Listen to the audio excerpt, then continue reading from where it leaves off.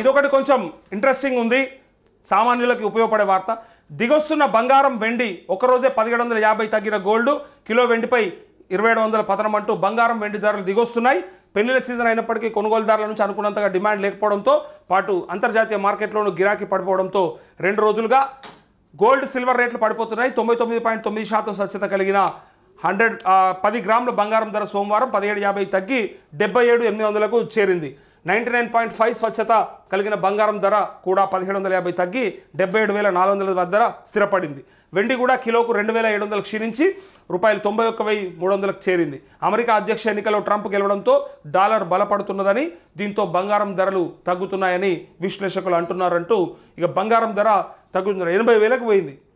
వలన పెద్ద మనుషులు ఎంత అయిందట బంగారం అంటే, నేను మొన్న ఒక దగ్గర పార్కింగ్ దగ్గర చూసిన, ఒక అవ్వ అడుగుతుంది ఇంకొక ఆయనని, అంటే ఆమె క్లీన్ చేసుకుంటూ కూర్చొని ఇక వాళ్ళ పిల్లలకు సంబంధించో ఇంకేదో ఉంటుంది కదా కార్యక్రమాలకు, మరి అడుగుతున్నట్టుంది. బిడ్డ బంగారం ఎంత అయింది అని అడిగింది ఆయనని. ఆయన కుర్చీలో కూర్చున్నాడు, ఆయన మేబీ వాచ్మెనో లేకపోతే డ్రైవరో. ఆయన అవ్వ 80,000 దాకా అయింది అని అనగానే, ఏంది బిడ్డ అని మళ్ళీ అడిగింది. 80 అంటే 80 అయిందా అని ఇట్లా గుండెల మీద చేయబెట్టుకుంది. ఆమె 80,000 అయిందా అని ఆశ్చర్యపోయింది. అంటే ఆమెకి ఈ 70,000ది 60,000 తెలిసి ఉండొచ్చు మొన్నటిదాకా ఉన్న రేటు, కానీ 80,000 అనగానే ఆమె 800 యాదికి వచ్చి ఉంటుంది. ఆమెకి 800 రూపాయలు యాదికి వచ్చి ఉంటుంది. 800 రూపాయలకు నేను చిన్న ఉన్నప్పుడు కొనుక్కున్నా, లేకపోతే మా ఇంట్లో తెచ్చిర్రు, ఇవాళ 80,000 అనే ఆ సందర్భాన్ని నేను చూసినా, నేను ఆశ్చర్యపోయినా. అంటే ఆమె కూడా గట్లా అనుకుంటుంది అంటే పబ్లిక్ దగ్గర పైసలు మత్తుగా అయిపోయినాయి, అది వేరే విషయము. 80,000 కాదు 1,00,000 అయినా కొనేటట్టున్నారు. కానీ సామాన్యులు అంటే ఎవరైతే లేనోళ్ళు ఉంటారో వాళ్ళకే కష్టమవుతుంది ఎప్పుడైనా కూడా. ఉన్నోడే ఉన్నది, ఉన్నోనికి టమాటా 10 రూపాయల కిలో కాదు 100 రూపాయల కిలో పెట్టినా తప్పులేదు.